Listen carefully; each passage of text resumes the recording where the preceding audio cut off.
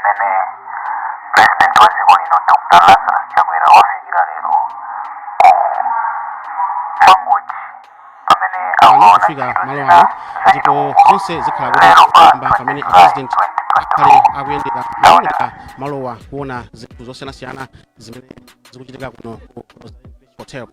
Mu chimodzi mwanomo ndithu president dziko lino Dr. Lazarus Chakwera akufika kumalo kuno ku Rosalind Beach Hotel kupozera kuzayendera ndithu malo ano ngati njira imodzi kulimbikitsa nkhani za business zimene amalawi tikunika kumachita komanso nkhani za malonda makamaka ku nkhaniso yolimbikitsa chitukuko cha dziko lino monga mmene afotokozera anduna aja kunena kuti president anakhazikitsa ngodya zimene imodzi mwayiyo ndi nkhani zokopa alendo kuti ndithu ndi zinthu zimene zingathe kupititsa patsogolo chitukuko cha dziko lino.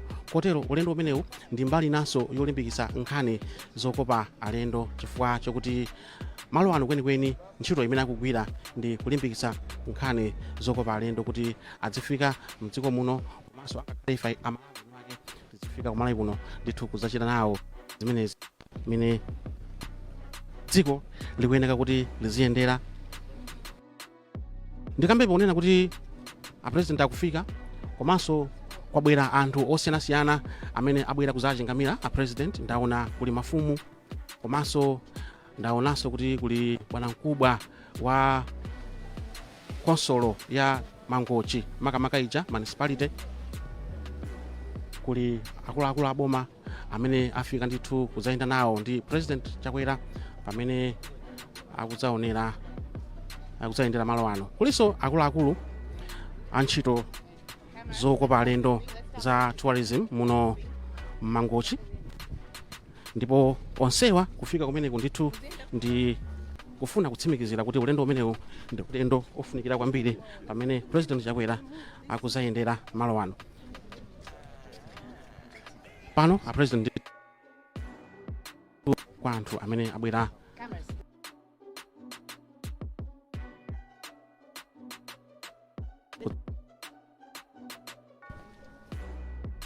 akuluakulu aboma komanso ndi anthu ena amene abwera kuzayenda nawo. Ndi tsiku la mtengo wapatali kwambiri mmene nafotokozera muja kuti dzuwa silikupwetekanso ngati mmene amakhalira masiku onse Mangochi, koma lero ayi ndithu kamphepo kakumenya kadzuwa kakuchitanso patali.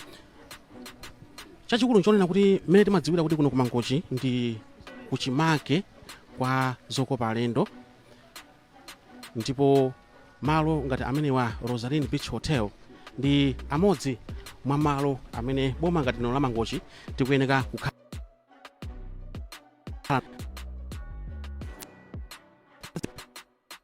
nawo pa zokopa alendo asamaso komanso anthu obwera kunja kandi malo sanapeze malo amene akhoza kukhala malo oneka zokongola. Fano Rosalind Beach Hotel ndi malo ndithu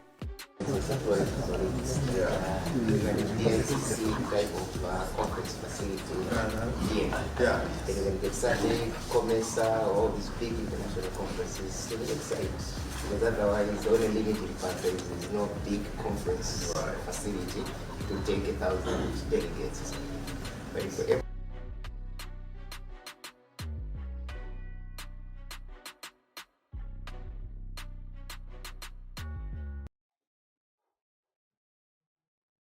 to do that, all these rooms will be filled up.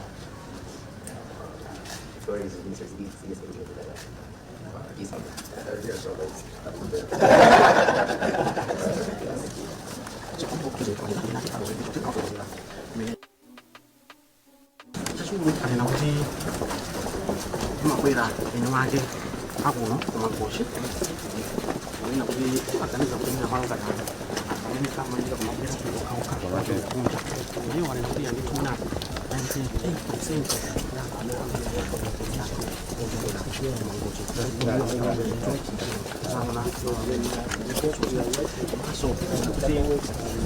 Anguna anda malam dukung lawan diri, kalau itu cuma kita ini cuma yang salira soalnya orang yang bisa